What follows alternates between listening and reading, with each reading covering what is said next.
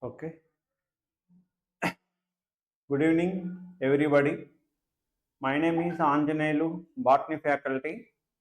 Next ఈరోజు ఈ సెషన్లో మనము తెలంగాణ డిఎస్సికి సంబంధించి 2024లో జరిగిన డిఎస్సి 2024లో జరిగిన Telangana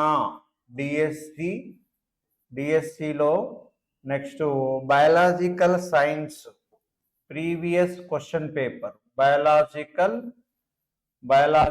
science next previous question papers గురించి ఈరోజు ఎక్స్ప్లెనేషన్ చేయడం జరుగుతుంది.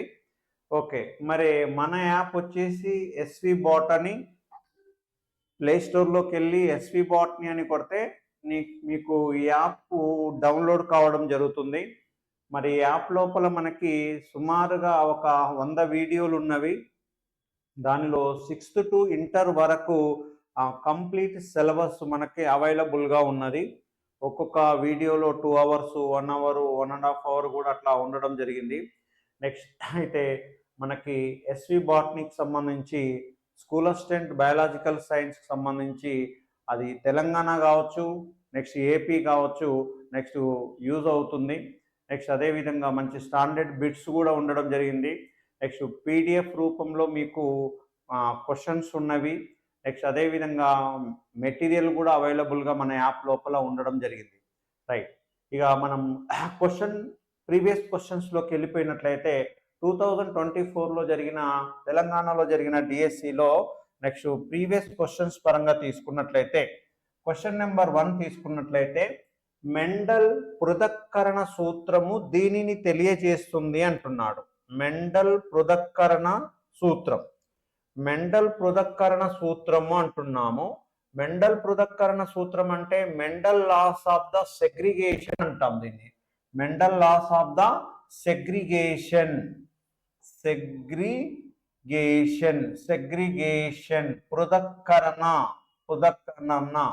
పృథక్కరణ సిద్ధాంతంకి సంబంధించి సరి అయినది ఏంటిది అంటున్నాడు. ఇక్కడ ఫస్ట్ 1 తీసుకున్నట్లయితే ఒకటి ఏంటిది అని అంటే నెక్స్ట్ సంయోగ బీజం ఒక లక్షణానికి సంబంధించి 2 యుగ్మ వికల్పాలను స్వీకరిస్తుంది అంటే ఇది కాదండి దీనికి సంబంధించి. నెక్స్ట్ అదే విధంగా అన్ని సంయోగ బీజాలు ఎల్లప్పుడూ బహిర్గత యుగ్మ వికల్పాలని స్వీకరించి అంతర్గత యుగ్మ వికల్పాలని గోప్యంగా ఉంచుతాయి. ఓకే, అన్ని సంయోగ బీజాలు ఎల్లప్పుడూ బహిర్గత లక్షణాలని స్వీకరించి అంతర్గత లక్షణాలను గోప్యంగా ఉంచుతాయి. అంతర్గత లక్షణాలు గోప్యంగానే ఉంటాయి కానీ తర్వాత ఏమైతే అంటే బయటపడడం జరుగుతుంది. బహిర్గత లక్షణాలు కూడా బయటపడుతుంటాయి. సంయోగ బీజాలు ఏర్పడే సమయంలో మాతృ పితృ యుగ్మ వికల్పాలు విడిపోతాయి. అలీనత సిద్ధాంతం అంటేనే ఇదండి మెయిన్ కాన్సెప్ట్ ఇక. ఓకే, ఏంటివి? సంయోగ బీజాలు ఏర్పడే సమయంలో మాతృ పితృ and maternal and paternal alleles are the separated. Okay, సంయోగ బీజాలు ఏర్పడే సమయంలో మాతృ పితృ యుగ్మ వికల్పాలు విడిపోతాయి. Maternal and paternal alleles separate during the gametes formation. ఓకేనా, గ్యామెట్స్ ఫార్మేషన్ అయ్యేటప్పుడు ఏమవుతుంది అంటే నెక్స్ట్ మెటర్నల్ అండ్ పెటర్నల్ క్రోమోజోమ్లు అనేటివి అలీల్స్ అనేటివి విడిపోవడం జరుగుతుంది. విడిపోయి సంయోగ బీజాలలోకి చేరితే దాన్ని ఏమంటామనంటే సెగ్రిగేషన్ అని పిలవడం జరుగుతుంది. అంటే చూడండి ఇక్కడ మీకు ఒక కాన్సెప్ట్ ఏం చెప్తామనంటే నెక్స్ట్ ఇక్కడ తీసుకున్నట్లయితే ఇక్కడ నెక్స్ట్ ఏమవుతుంది అని అంటే ఇక్కడ క్యాపిటల్ టీ స్మాల్ టీ ఉంది అనుకోండి. ఇది ఒక మొక్క, విషమ యుగ్మజ పొడవు మొక్క. ఈ విషమ యుగ్మజ పొడవు మొక్కలో 2 అలీల్స్ ఉన్నాయి. ఓకే, 2 యుగ్మ వికల్పాలు ఉన్నాయి. క్యాపిటల్ టీ అనే యుగ్మ వికల్పం ఉంది, స్మాల్ టీ అనే యుగ్మ వికల్పం ఉంది. ఇవి ఏమైతే అని అంటే తాత్కాలికంగా 2 యుగ్మ వికల్పాలు కలిసి ఉంటాయి. అదే క్షయకర్ణ విభజన జరిగి సంయోగ బీజాలు ఏర్పడేటప్పుడు ఏమవుతాయి అని అంటే ఈ యుగ్మ వికల్పాలు అనేటివి ఏమైతాయి అని అంటే విడిపోతాయి. క్యాపిటల్ టీగా విడిపోతుంది, స్మాల్ టీగా విడిపోతుంది. ఎప్పుడు అనంటే క్షయకరణ విభజన జరిగి సంయోగ బీజాలు ఏర్పడేటప్పుడు ఆ రెండు యుగ్మ వికల్పాలు విడిపోయి ఏమైతే అనంటే సంయోగ బీజాలలోకి ప్రవేశించడం జరుగుతుంది. దాన్ని ఏమంటామనంటే అలీనత సిద్ధాంతం అని చెప్పడం జరుగుతుంది. లా ఆఫ్ సెగ్రిగేషన్ అంటాం. మెండల్ ప్రతిపాదించిన రెండు సిద్ధాంతాలలో ఒక సిద్ధాంతం ఏంటిదని అంటే ఒక ఏకసంకరీకరణ చేసిండు, అతను ద్విసంకరీకరణ చేసిండు. ఏకసంకరీకరణ చేసేమో అలీనత సిద్ధాంతాన్ని ప్రతిపాదించిండు, ద్విసంకరీకరణం చేసి నెక్స్ట్ ఏం చేసిందంటే స్వతంత్ర వ్యూహన సిద్ధాంతం లా ఆఫ్ ఇండిపెండెంట్ అసార్ట్మెంట్ని ప్రతిపాదించడం జరిగింది. ఇది ఇచ్చిన క్వశ్చన్ లోపల సెగ్రిగేషన్ థియరీకి సంబంధించి ఆన్సర్ ఏమవుతుందనంటే third one is the answer కావడం జరుగుతుంది. ఇది ఆన్సరు. Okay, right. ఈ క్రింది వానిలో రబీ పంటను గుర్తించండి అంటున్నాడు. రబీ పంట, ఓకే, రబీ పంటని గుర్తించండి. ఓకే, రబీ కాలం అంటాము, ఖరీఫ్ కాలం అంటాం. ఖరీఫ్ కాలం అంటాము, ఖరీఫ్. నెక్స్ట్ అదే విధంగా రబీ కాలం అంటాం. ఖరీఫ్ అంటే జూన్ లో స్టార్ట్ అవుతుందండి. వర్షాకాలం స్టార్ట్ అయినప్పుడు వేసే పంటలని ఖరీఫ్ పంటలు అంటాము. ఇక తర్వాత ఆ ఋతుపవనాలు పోయిన తర్వాత నెక్స్ట్ ఎప్పుడు అక్టోబర్ నవంబర్లో స్టార్ట్ అయ్యేది ఏంటిది అని అంటే రబీ కాలం అంటాం. మరి రబీ కాలంలో ఏ పంటలను అంటే నెక్స్ట్ పత్తి ఉందనుకో, ఈ పత్తి పంటను ఎప్పుడు అని అంటే ఖరీఫ్ కాలంలో దీన్ని పండించడం జరుగుతుంది. గోధుమ ఉందనుకో రబీ కాలంలో పండిస్తారు దీన్ని. మొక్కజొన్న ఖరీఫ్ కాలంలో, ఆవాలు రబీ కాలంలో పండిస్తారు. నెక్స్ట్ శనగలు రబీ కాలంలో పండిస్తారు. షుగర్ కేను ఖరీఫ్ కాలంలో పండిస్తారు. అంటే ఉన్న ఆప్షన్ లోపల రబీ కాలంలో ఏమి వస్తున్నాయి మనకు అని అంటే బి వస్తుంది. నెక్స్ట్ అదే విధంగా గోధుమ బి గోధుమ. నెక్స్ట్ అదే విధంగా ఆవాలు డి ఆవాలు. నెక్స్ట్ అదే విధంగా శనగలు ఈ. Okay, right. ఏంటివి అంటున్నాం మనం ఇప్పుడు? బిడిఈ. బిడిఈ ఎక్కడ ఉన్నాయో చూడండి. ఇక్కడ బిడిఈన శనగలు, బిడిఈ బిడిఈ ఫోర్త్ వన్ ఆన్సర్ అవుతుంది చూడండి. ఫోర్త్ వన్ లో బి, నెక్స్ట్ డిఈ. ఓకే, ఇది ఆన్సర్ కావడం జరుగుతుంది. బిడిఈ అనేది ఫోర్త్ వన్ ఆన్సర్ కావడం జరుగుతుంది. ఓకే, అంటే ఉన్న దానిలో రబీ పంట కాలం అని అంటే నెక్స్ట్ ఏమేమి వస్తున్నాయి మనకి? గోధుమ రావడం జరుగుతుంది, నెక్స్ట్ ఆవాలు రావడం జరుగుతుంది, శనగలు రావడం జరుగుతుంది. మరి ఇదే క్వశ్చన్ ఒకవేళ ఖరీఫ్ పంటలని అడిగింది అనుకోండి, ఖరీఫ్ పంటలని అంటే అవి బోడిగా పత్తి, నెక్స్ట్ అదే విధంగా మొక్కజొన్న, పత్తి మొక్కజొన్న, నెక్స్ట్ అదే విధంగా చెరకు ఏమైతే అంటే ఖరీఫ్ కాలంలో వేసే పంట మొక్కలని పిలవడం జరుగుతుంది. Okay, right. అంటే ఇక్కడ మనకి ఏంటిదనంటే రబీ అండ్ ఖరీఫ్ కాలాలలో ఏ పంటలని సాగు చేస్తారనేది బిట్టు రావడం.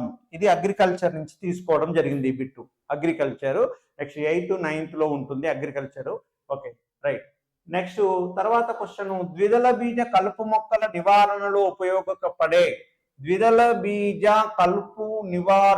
ఉపయోగపడే కలుపు నాశనకారి. Identify the weedicide. వీడిసైడ్ అంటున్నాడు. వీడిసైడ్ ని గుర్తించండి అంటున్నాడండి. వీడిసైడ్ ఏది మరి? ద్విదళ బీజ కలుపు నాశనకారి ఏంటిది అంటున్నాడు. ఉన్న వాటిలో ఇండోల్ 3 ఎస్టిక్ యాసిడ్ అని అంటే ఇది ఆక్సిను. ఇది మొక్కల పెరుగుదలకు ఉపయోగపడుతుంది. వేరు అగ్రభాగం, కాండం అగ్రభాగంలో ఉంటుంది కాబట్టి ఇది కాదు. ఓకేనా.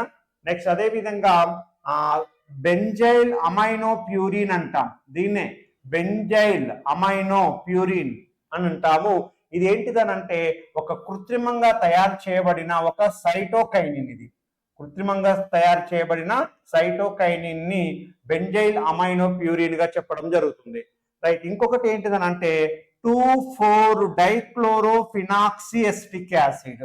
దీన్నే ఏమని పిలుస్తామంటే 2,4-D అని పిలవడం జరుగుతుంది. 2,4-D 2,4, డైక్లోరోఫినాక్సి ఎసిటిక్ యాసిడ్ అనేది ఇది ఆన్సర్ కావడం జరుగుతుందండి. ఇది ఏ విధంగా పనిచేస్తుందనంటే కలుపు నాశనకారిగా పనిచేస్తుంది. ఏ కలుపు నాశనకారిగా పనిచేస్తుంది ఇది అనంటే ద్విదళ బీజ కలుపు నాశనకారి. ద్విదళ బీజ డైకాటిలెడిన్ కలుపు నాశనకారిగా పనిచేయడం జరుగుతుంది. ఏంటిది అనంటే 2,4-D అనేది 2,4, డైక్లోరోఫినాక్సి ఎసిటిక్ యాసిడ్. ఇది ఆన్సర్ అవుతుంది. అయితే మరి ఈ 24D అనేది ఏంటిదని అంటే ఒక కృత్రిమ ఆక్సిన్. ఓకే, కృత్రిమంగా తయారు చేసిన ఒక ఆక్సిన్ అంటాం. ఇది కృత్రిమ ఆక్సిన్ అని పిలవడం జరుగుతుంది. దేనిని అని అంటే నెక్స్ట్ 24Dని లేదా ఆర్టిఫిషియల్ లేదా సింథటిక్ లేదా సంశ్లేషణ ఆక్సిన్ అని పిలవడం జరుగుతుంది అనమాట. ఓకే, ఇక రైట్. జిబ్బరెల్లిక్ యాసిడ్ అంటే కాండం పొడవు పెరగడానికి, కణుపు మధ్యమాల భాగాలలో ఉండి నెక్స్ట్ పొట్టి మొక్కలను పొడవు మొక్కలుగా మార్చడానికి ఇది ఉపయోగపడుతుంది.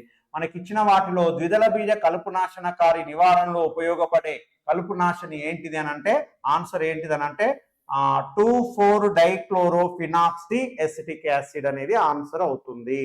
ఓకే, ఇది ఎక్కడి నుంచి తీసుకున్నారు అని అంటే ఫైటో హార్మోన్స్ అనే టాపిక్ 10th క్లాస్ లో ఉంటుంది, ఇంటర్ సెకండ్ ఇయర్ లో కూడా ఉండడం జరుగుతుంది. Okay, right. ఒక మాతృకణం 256 కణాలను ఉత్పత్తి చేయడానికి అవసరమయ్యే సమవిభజన తరాలను గుర్తించండి అన్నాడు. ఓకే, ఒక మాతృకణం అంటే ఇది మాతృకణం, దీని నుంచి ఎన్ని అని అంటే 256 సెల్స్ ఏర్పడడానికి అవసరమయ్యే మైటాటిక్ సమవిభజనల తరాల సంఖ్య. ఓకే, మైటాటిక్ జనరేషన్స్ అంటాం. ఓకే, ఎన్ని కణాలు ఏర్పడడానికి 256 సెల్స్ ఏర్పడడానికి ఎన్ని సమవిభజనల తరాల సంఖ్య అవసరం అవుతుంది అంటున్నాడు. Identify the number of generations of mitosis required to produce 256 cells from a single mother cell. ఏం లేదండి, ఇక్కడ కణాల సంఖ్య ఇచ్చి సింపుల్ గా ఫండమెంటల్ గా గుర్తుపెట్టుకోండి. కణాల సంఖ్య ఇచ్చి సమవిభజనల తరాల సంఖ్య అని ఇచ్చి అడిగింది అనుకోండి.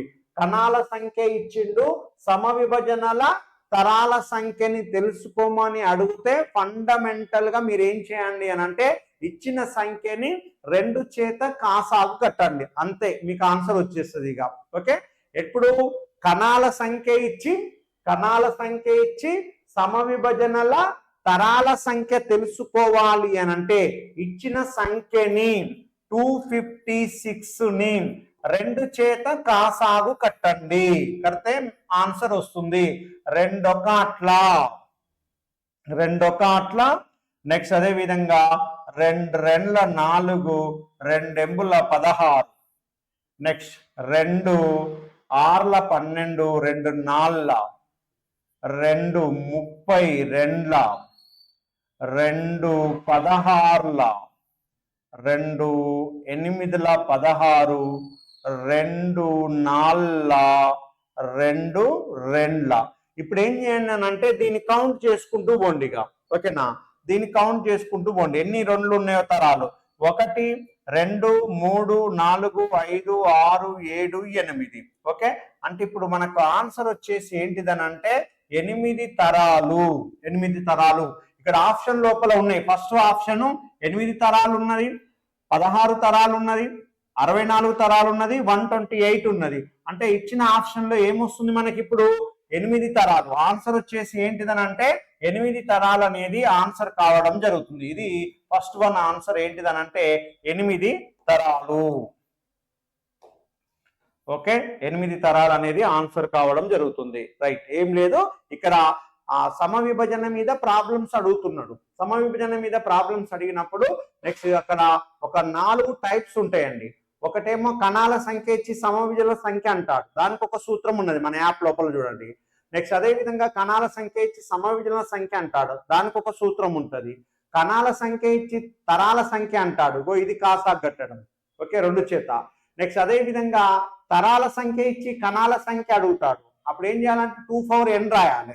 ఓకే, అప్పుడు మనకు ఆ మోడల్లో వచ్చేస్తుంది. ఇట్లా ఒక 4 మోడల్స్ ఉన్నాయండి మన యాప్ లోపల. ప్రాబ్లమ్ చేశాను, ప్రతిసారి బిట్ అడుగుతున్నాడు ఈ ఏరియా నుంచి, కాబట్టి జాగ్రత్తగా చూడండి. నెక్స్ట్ ఈజీగా మీరు ఐడెంటిఫై చేయడానికి అవకాశం ఉంటుంది. కాబట్టి ఇక్కడ ఇచ్చిన దానిలో మాత్రము సంఖ్య ఇచ్చి తరాల సంఖ్య, ఓకేనా, కణాల సంఖ్య ఇచ్చి సమవిభజన తరాల సంఖ్య ఇస్తే నెక్స్ట్ ఎన్ని తరాలు అంటే ఇచ్చిన సంఖ్యని ఇట్లా కాస్త కట్టుకుంటూ పోండి. ఓకేనా. లేదు ఇప్పుడు క్వశ్చన్ చూడండి, ఒకవేళ 64 కణాలు ఏర్పడడానికి 64 కణాలు ఏర్పడడానికి ఎన్ని తరాల సమవిభజనలు అన్నాడు అనుకోండి, అప్పుడు ఏం చేయండి, 64ని 2 చేత కాసాగు చేయండి. ఓకే, 2 32ల 64, 2 16ల 36, 2 8ల 2 8ల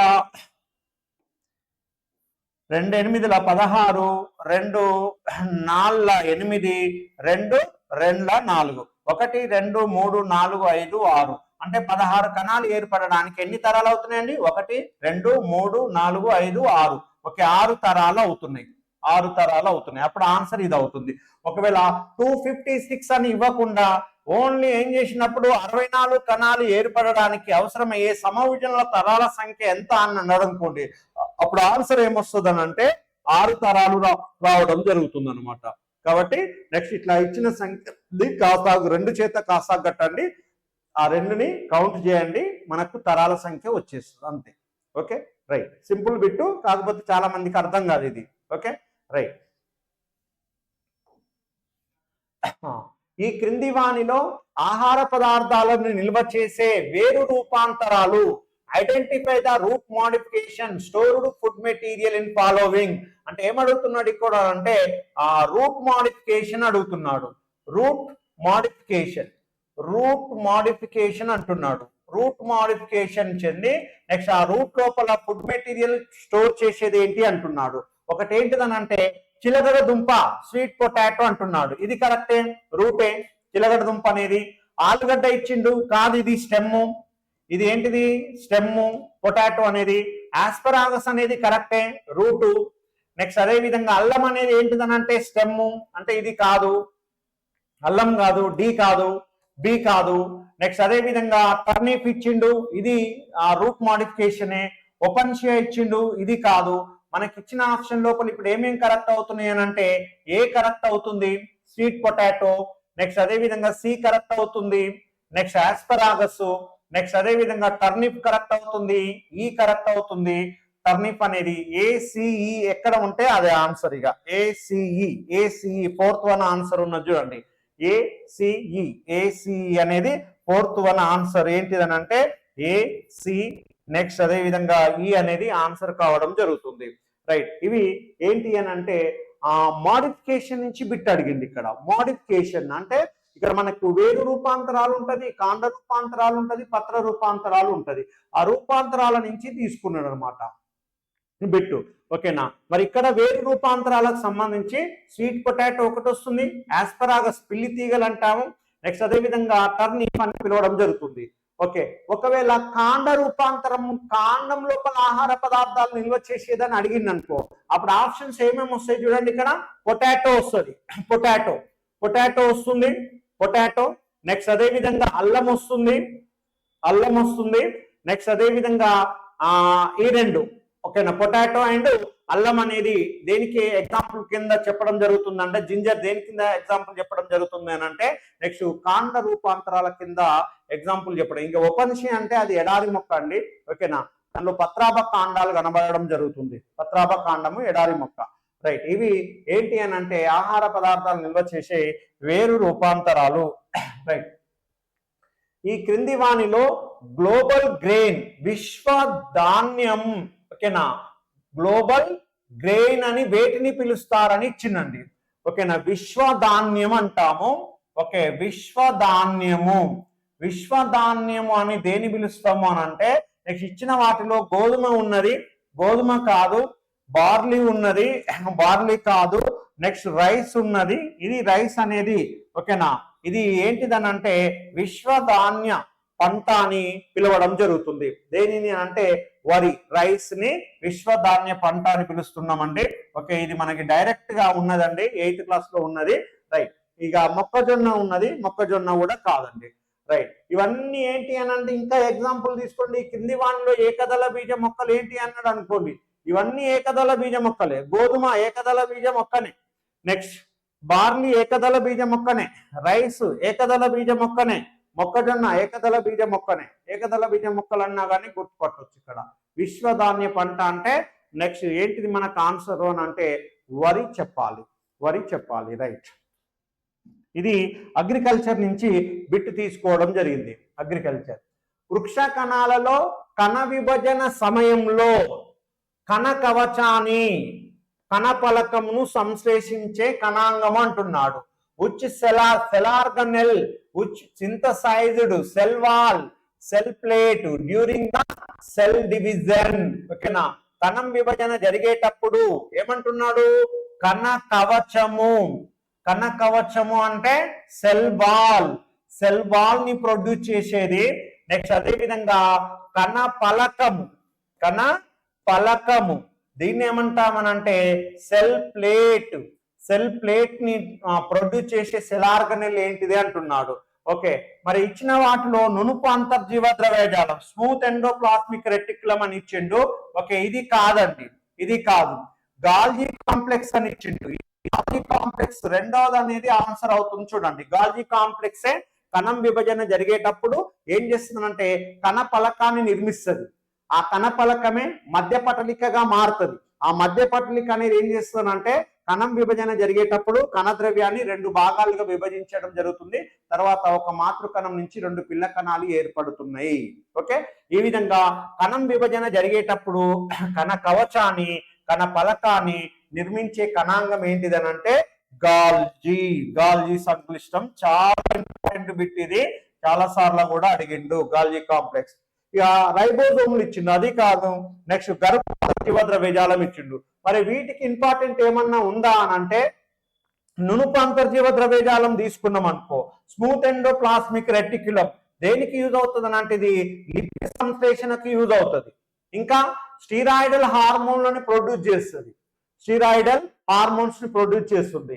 రైబోజోమ్స్ ఉన్నాయి అనుకోండి, ప్రోటీన్ సంశ్లేషణకు ఉపయోగపడతాయి. ఓకేనా, రైబోజోమ్ లో ముఖ్య విధి ఏంటంటే ప్రోటీన్ సంశ్లేషణ. నెక్స్ట్ అదే విధంగా గర్భ అంతర్జీవ ద్రవ్యజాలం కూడా దేని సంశ్లేషణకు ఉపయోగపడుతుంది అని అంటే ప్రోటీన్ సంశ్లేషణకు ఉపయోగపడుతుంది. ఇంతకు కూడా బిట్ ఏం అడిగినానంటే ఈ క్రింది వానిలో ప్రోటీన్ సంశ్లేషణలో ఉపయోగపడే కణాంగాలు ఏంటి అని ఇచ్చిండు అనమాట. ఆప్షన్ లోపల రైబోజోమ్స్ ఇచ్చిండు, గర్భ అంతర్జీవ ద్రవ్యజాలం ఇచ్చిండు. ఆ 2 ఆప్షన్స్ వస్తాయి అనమాట. Okay right. ఇక్కడ ఏం చేసిందంటే కణ కవచాన్ని కణ పలకముని నిర్మించే కణాంగం ఏంటిదని అంటే గాల్జీ సంక్లిష్టం అని చెప్పాలి. ఇది ఎక్కడ ఉంటుందంటే మనకి సెల్ బయాలజీ నుంచి బిట్ అండి, మనకి 9th క్లాస్ లో ఉంటుంది. నెక్స్ట్ అదే విధంగా ఇంకెక్కడ ఉంటుందంటే ఇంటర్ ఫస్ట్ ఇయర్ లో ఉంటుందండి. సెల్ ఆర్గనెల్స్ మీద కంపల్సరీగా ఒక 2-3 క్వశ్చన్స్ దిగుతాయి. వాటి ఫంక్షన్స్ మీద 2 అయితే 100% సెల్ ఆర్గనెల్స్ మీద. Okay right. మన యాప్ లోపల సెల్ ఆర్గనెల్స్ యొక్క ఫంక్షన్స్ గురించి క్లియర్ గా మెన్షన్ చేయడం జరిగింది చూడండి. రైట్. అదే విధంగా ఇంకోటి ఏంటిదనంటే నేల నుండి నీటి నుండి కలుషితాలను కాలుష్య కారకాలను జీవులను ఉపయోగించి తొలగించే ప్రక్రియను గుర్తించండి. Identify the process which refers to the living organism remove contaminants and pollutants from the soil or water.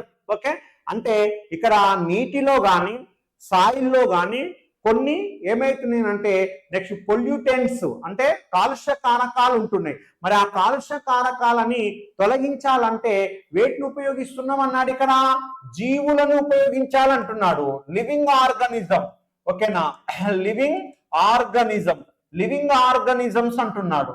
Living organisms ఉపయోగించి కాలుష్యాలను తొలగించడాన్ని ఏమని పిలుస్తారు అంటారు. ఏమంటామనంటే సూక్ష్మజీవులు, ముఖ్యంగా సూక్ష్మజీవులు బ్యాక్టీరియాలని, శిలీంధ్రాలని, ముఖ్యంగా బ్యాక్టీరియాలను ఉపయోగించి నెక్స్ట్ ఏం చేస్తామంటే భూ కాలుష్యాన్ని తగ్గిస్తాం. నెక్స్ట్ అదే విధంగా నీటి కాలుష్యాన్ని తగ్గించడం జరుగుతుంది. నెక్స్ట్ ఈ భూ కాలుష్యాన్ని తగ్గిస్తే దాన్ని ఏమంటామనంటే బయో రెమీడియేషన్ అంట. ఏమన్నారు దాన్ని? బయో రెమీడియేషన్. ఇక్కడ ఇచ్చిన చూడండి ఇంగ్లీష్ వర్డ్ బయో రెమీడియేషన్, జైవిక సంవరీకరణం. ఓకేనా, జైవిక సంవరీకరణ అని ఇచ్చిండు. ఓకేనా, లేదా బయో రెమీడియేషన్ అని ఇచ్చిండు. ఆన్సర్ వచ్చేసి సెకండ్ 1 అవుతుందండి. సూక్ష్మజీవులను ఉపయోగించి నేల కాలుష్యాన్ని తగ్గించడం అంటే ఏమైతుంది అక్కడ అనంటే ఏవైనా మూలకాలు, ఓకేనా, లెడ్, నెక్స్ట్ మెర్క్యూరీ లాంటి, పాతరసం లాంటి మూలకాల చేత ఆ భూమి కాలుష్యం అయింది అనుకోండి, అక్కడ మనం సూక్ష్మజీవులను ఉపయోగిస్తే ఆ సూక్ష్మజీవులు అక్కడ పెరిగి ఆ లెడ్ కానీ మెర్క్యూరీ కానీ లేకుండా ఏం చేస్తుందంటే చేయడం జరుగుతుంది. అంటే వాటిని విచ్ఛిన్నం చేసి దాని ఫలితంగా ఏమైందంటే భూమి కాలుష్యం అనేది నివారించడం జరుగుతుంది. అట్లా సూక్ష్మజీవులను ఉపయోగించి భూ కాలుష్యాన్ని తగ్గించినట్లయితే దాన్ని ఏమని పిలుస్తున్నాము అంటే బయో రెమిడియేషన్ గా చెప్పడం జరుగుతుంది. Okay, right. ఇంకా జైవిక వృద్ధీకరణం, బయో మ్యాగ్నిఫికేషన్ అని, బయో ఫోర్టిఫికేషన్ అని, బయో అక్యుమిలేషన్. బయో అక్యుమిలేషన్ అని అంటే నెక్స్ట్ ఏమైతే అంటే నెక్స్ట్ ఆ కాలుష్య కారకాలు అనేటివి ఆహారం గొలుసులో చేరుతుంటాయి అన్నమాట. ఓకేనా. బయో అక్యుమిలేషన్ అంటే చేరడం. ఓకేనా. చిన్నగా చిన్నగా చేరి దాని సంఖ్య ఏమైందంటే వాటి పరిమాణం పెరుగుతుంటది అనమాట. Okay, right. ఇవి ఏంటిదనంటే పొల్యూషన్ నుంచి బిట్టు తీసుకోవడం జరిగింది. రైట్. తర్వాత హరిత గృహ వాయువులకు సంబంధించి క్రింది వాక్యాలను చదవండి, సరి అయిన జవాబుని గుర్తించండి అంటున్నారు. Okay, next read the statement green house gases identity the correct answers అంటున్నాడు. ఓకే, గ్రీన్ హౌస్ గ్యాసెస్ మీద ఇచ్చిందండి. కంపల్సరీగా green house gases CO2, next దాని మీద గ్లోబల్ వార్మింగ్ మీద బిట్టు పడుతుంది కంపల్సరీగా.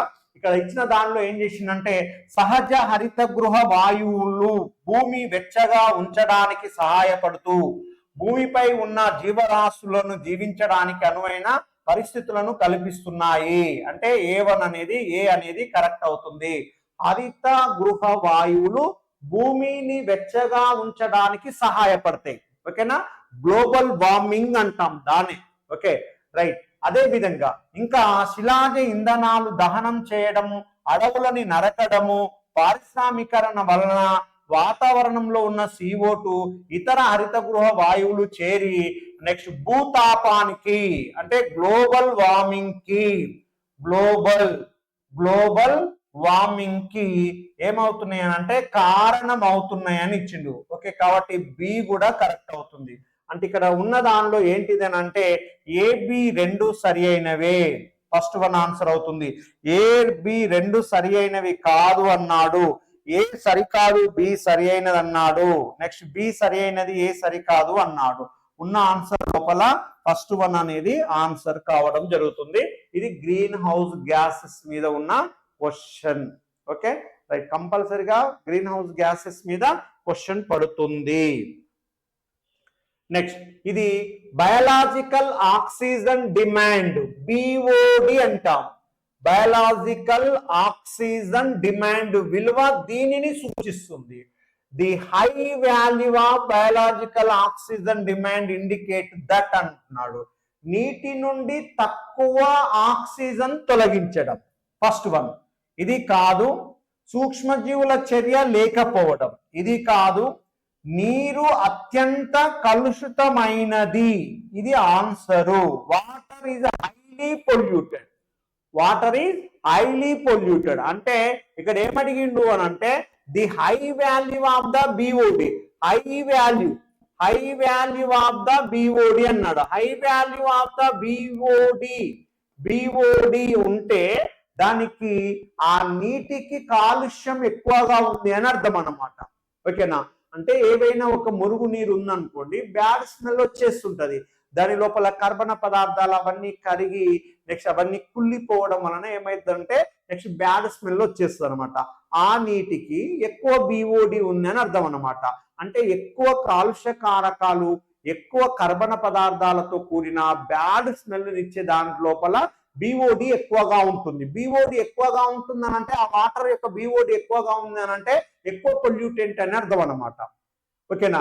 ఎప్పుడైతే సూక్ష్మజీవులని దానిలో మనం ఉపయోగిస్తామో ఆక్సిజన్ ని వినియోగించుకొని అక్కడ ఉన్న కర్బన పదార్థాలను ఆక్సీకరణ చేస్తే, ఆక్సీకరణ చేయడానికి బ్యాక్టీరియాలు ఓకేనా వినియోగించుకునే ఆక్సిజన్ పరిమాణాన్ని ఏమంటామనంటే బయాలజికల్ ఆక్సిజన్ డిమాండ్ అని పిలవడం జరుగుతుంది.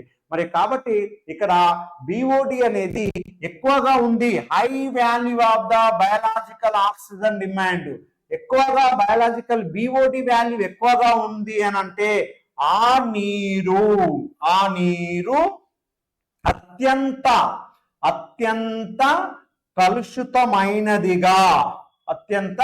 కలుషితమైన నీరుగా మనం చెప్పడం జరుగుతుంది. ఓకే, ఇది ఏంటిదనంటే నెక్స్ట్ పొల్యూషన్ నుంచే ఇది కూడా బిట్ తీసుకోవడం జరిగింది. ఓకేనా, రైట్. ఇవి ఏంటివి అని అంటే మనకి 2024లో అడిగిన బిట్స్ కి సంబంధించినవి.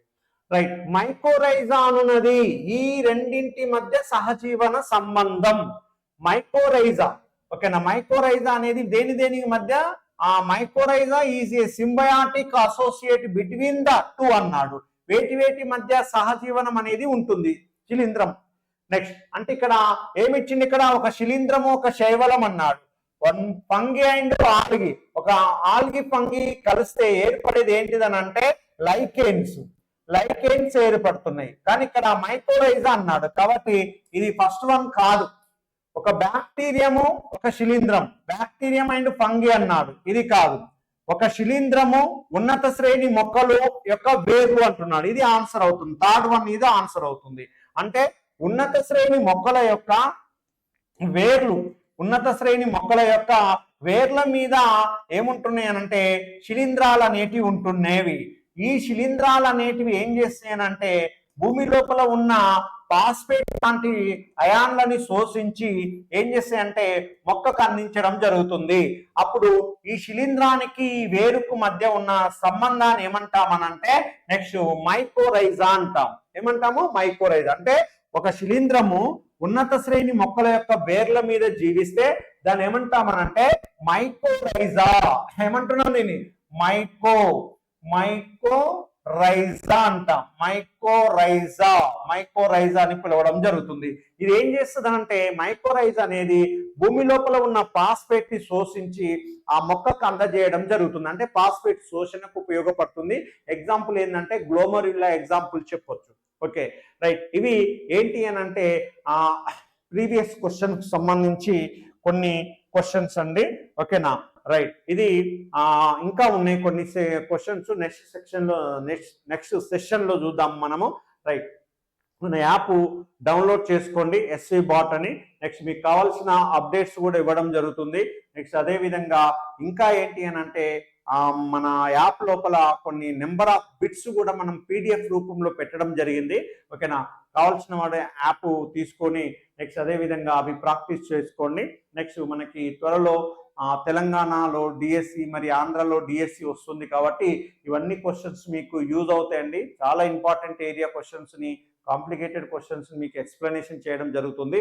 ఇట్లా మన యూట్యూబ్లో యూట్యూబ్ లోపల అన్ని ప్రీవియస్ క్వశ్చన్సే సుమారుగా ఒక 100 క్వశ్చన్స్ వరకు మనము యూట్యూబ్ లో పెట్టడం జరిగింది.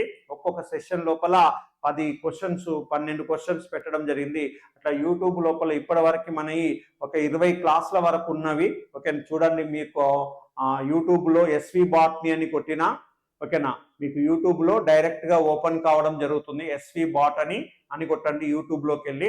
నెక్స్ట్ దానిలో ఈ క్వశ్చన్స్ అన్ని మీకు ఓపెన్ కావడం జరుగుతుంది. ఇంతకు ఎక్స్ప్లెనేషన్ చేసిన కొన్ని వీడియోలు కూడా మొత్తం ఒక 20 క్వశ్చన్స్ దాకా ఉన్నాయి, 20 వీడియోల దాకా ఉన్నవి. రైట్. ఇవి ఏంటి అని అంటే నెక్స్ట్ మన బాట్నికి సంబంధించిన కొన్ని questions. Right. Thank you. Next session లో మళ్ళీ కలుద్దాము. రైట్.